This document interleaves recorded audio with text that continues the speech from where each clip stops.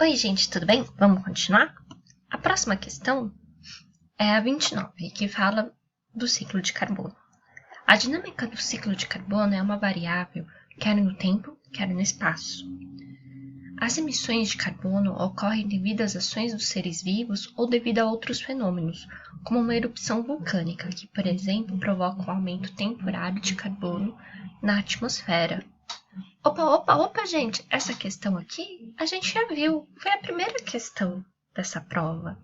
Aquele ciclo de matéria orgânica é justamente o ciclo do carbono. Lá a gente viu que o carbono em si, ele pode estar em diferentes locais, tanto no tempo quanto no espaço. Ele pode passar na cadeia trófica, ele pode entrar, ser decomposto, voltar como substância inorgânica, voltar para o... Lá não tinha a erupção vulcânica para ilustrar essa parte. O sequestro, a absorção do carbono que está na atmosfera na forma de dióxido de carbono é feita principalmente pelos seres clorofilhados, que, no processo de fotossíntese, sintetizam a molécula de glicose. Lembra? Fotossíntese? Gás carbônico e água, na presença de luz. Lembrando que e fotossíntese. Opa, aonde isso ocorre? Dentro da célula? Isso mesmo. A célula vegetal tem uma organela chamada cloroplasto, que lá vai ser exatamente onde vai acontecer a fotossíntese. E ela vai formar glicose, que é o quê? É energia. Isso aqui os outros organismos vão poder utilizar. Por isso que a gente come plantas ou come animais que comem plantas. A planta sempre vai ser a base da cadeia. Para manter armazenado ao longo prazo, o carbono que foi retirado da atmosfera é aconselhável que... Letra A. Controlar atividades vulcânicas. Olha, gente, se alguém tiver o contato com Deus vulcão, pode até funcionar, né? Mas tá meio difícil, né? Ninguém sabe muito bem o contato dele. Bem, atividade vulcânica não tem como controlar, né? Não tem como fazer grandes rolhas, enfiar em todos os vulcões ou tentar negociar com eles. Transformar florestas em zonas agrícolas. Bem, aí tem dois problemas. A partir do momento que eu vou transformar a floresta, eu tenho que derrubar ela. Se eu estou derrubando toda aquela matéria orgânica que está presa na forma de árvore, de matéria vegetal, eu vou estar disponibilizando novamente para ela ser degradada e esse carbono voltar. Ou seja, a primeira coisa que eu estou fazendo é liberar um monte de carbono, que é exatamente o que eu não quero.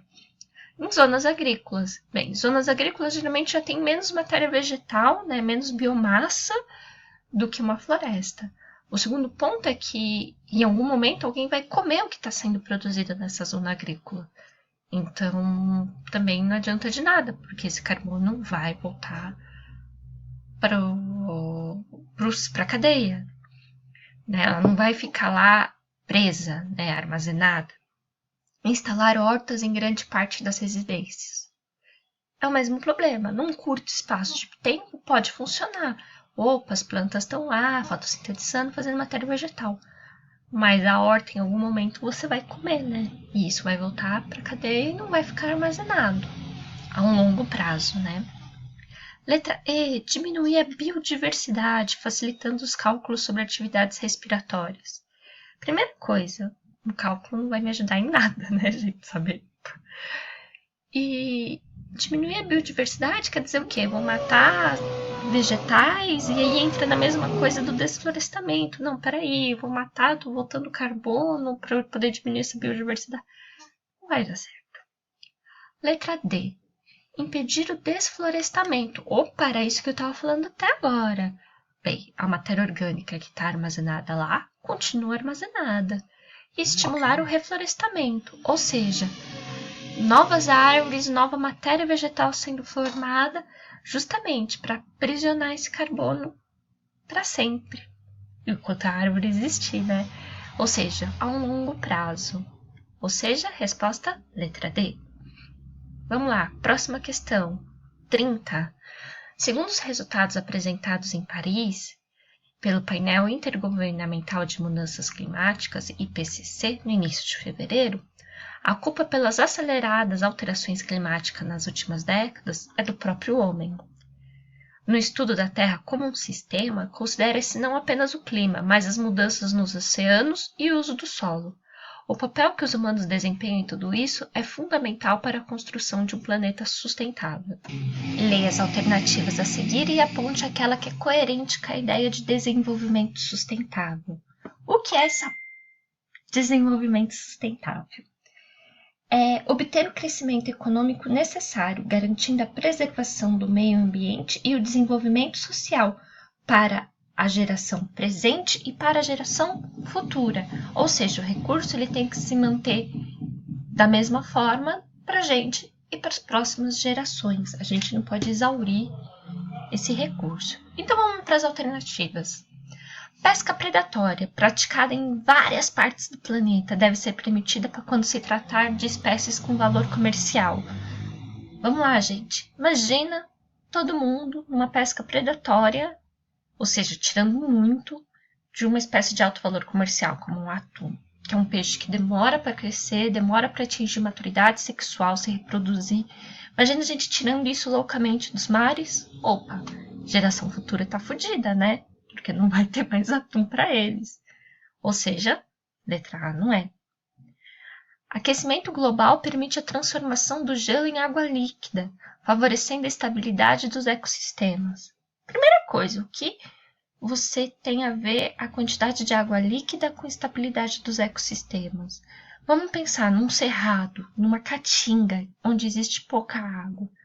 Eles estão estáveis, os organismos que vivem lá, eles estão adaptados a viver naquela condição de seca, né? Então, primeira coisa que não tem nada a ver com estabilidade de ecossistema, a quantidade de água líquida. E outra coisa, com o aquecimento global, transformar gelo em água líquida. Isso vai trazer mais problemas. Por quê? Porque essa água líquida ela vai acabar indo para os oceanos e vai aumentar o nível do mar, que também vai trazer uma instabilidade, porque onde eu estou na costeira hoje, onde é praia, vai virar fundo de mar, né? A praia vai avançar, ou seja, existe toda uma problemática.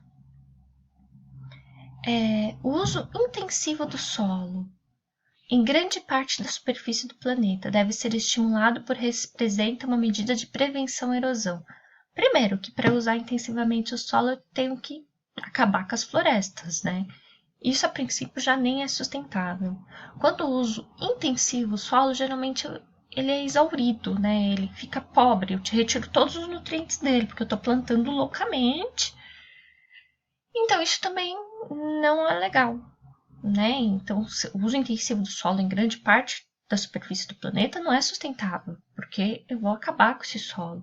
E também, outra besteira aqui dessa questão, prevenção da erosão, né? A partir do momento que eu planto, nem todas as plantas elas vão conseguir segurar esse solo, nem todas as plantas vão realmente evitar a gota de chuva, até porque às vezes no sistema de plantação existem grandes áreas na qual não existe plantação para passar o trator, tudo. Então, gente, nada a ver.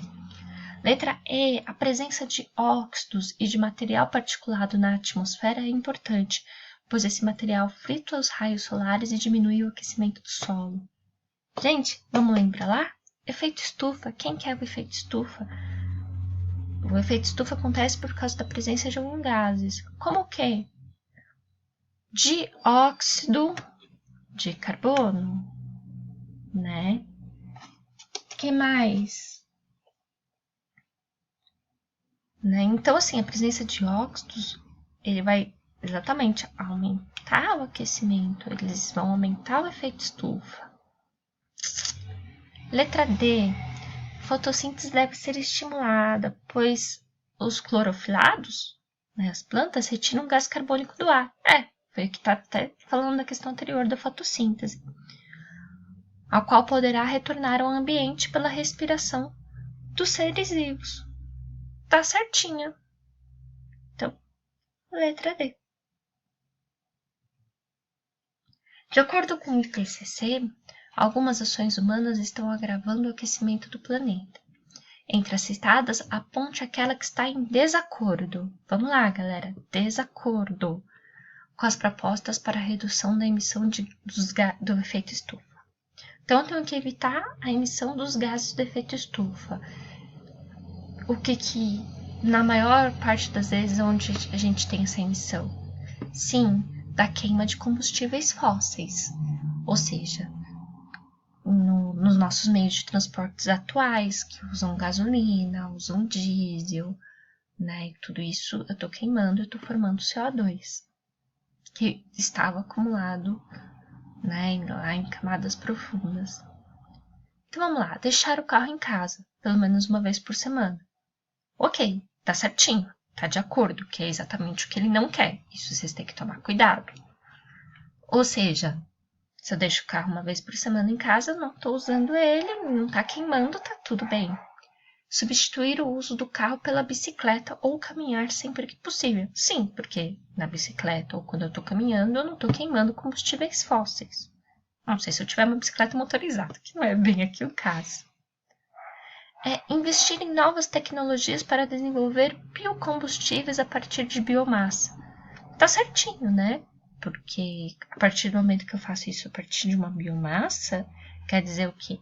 O vegetal vai pegar esse gás carbônico da atmosfera, vai transformar em biomassa, eu vou queimar essa biomassa e vou devolver. Ou seja, a quantidade de carbono está ficando igual. O problema é quando eu pego combustível fóssil, que aquele carbono estava armazenado lá há milhões de anos, e eu estou jogando mais gás carbônico que estava lá armazenado na atmosfera. Utilizar o transporte coletivo ou compartilhar o automóvel com pessoas desconhecidas. Ou seja, a partir do momento que eu compartilho, a mesma quantidade de gasolina está sendo usada para várias pessoas, né? Então, isso é legal, isso é sustentável, isso está de acordo. E o que não está de acordo? Ampliar a produção de carros movidos a diesel. Diesel também é um combustível fóssil, continua no mesmo problema, combustível de menor preço. Também não adianta nada, né, gente? Como se caminhões, que a maioria é diesel, não tivesse esse problema, né? Ou seja, a alternativa que está em desacordo é a letra C. A presença de gás carbônico na atmosfera resulta, dentre outras coisas, reações químicas do tipo combustão. É o que a gente está comentando até agora, né? Com a combustão, eu libero o gás carbônico. Aponte a alternativa que exemplifica uma reação de combustão e que tenha relação com o aquecimento do planeta. No processo de respiração, seres vivos colaboram com a eliminação do gás carbônico na atmosfera. Sim, a gente elimina gás carbônico na nossa respiração. Só que é um gás carbônico que a gente acabou de consumir, né? Na glicose das plantas, ou seja, está fazendo parte de um ciclo. Hoje está em mim, depois está no ar, depois a planta vai pegar. Ou seja, se a gente passar um traço, né? Acaba ficando tudo igual. Eu não aumento a quantidade de gás carbônico, eu não estou criando gás carbônico novo, né, nesse sistema. Na indústria do álcool, lembra que a gente acabou de discutir de biomassa? O gás carbônico pode ser obtido como subproduto no processo de fermentação de açúcar. Ok, mas é a mesma coisa que a respiração. Acaba ficando nesse ciclo, né? Eu obtive esse gás carbônico de algum lugar, eu estou voltando e ele vai ser pego de novo. No final, a quantidade está igual. Águas naturalmente descarbonadas ou bicarbonadas, em geral classificada no grupo de minerais, contém gás carbônico. Mas está na mesma questão. Tem gás carbônico? Tem. Mas no final eu não estou colocando gás carbônico novo. Extintores de gás carbônico são empregados para apagar focos de incêndio e líquidos inflamáveis. Bem, entra na mesma questão com o segundo. Não existem tantos incêndios que eu vou lá apagar com extintores de gás carbônico a ponto de alterar a quantidade de gás carbônico na atmosfera, supondo que fosse um gás carbônico novo. Qual é a resposta correta? Na indústria do álcool, o gás carbônico pode ser obtido como... Letra B. A grande parte da energia que sustenta as indústrias provém da queima de carvão ou de derivados de petróleo, ou seja, aquele gás carbônico que estava armazenado há milhões de anos lá no subsolo, eu retiro e volto ele para a atmosfera, ou seja, eu estou colocando gás carbônico novo. Um beijo, gente. Até o próximo vídeo.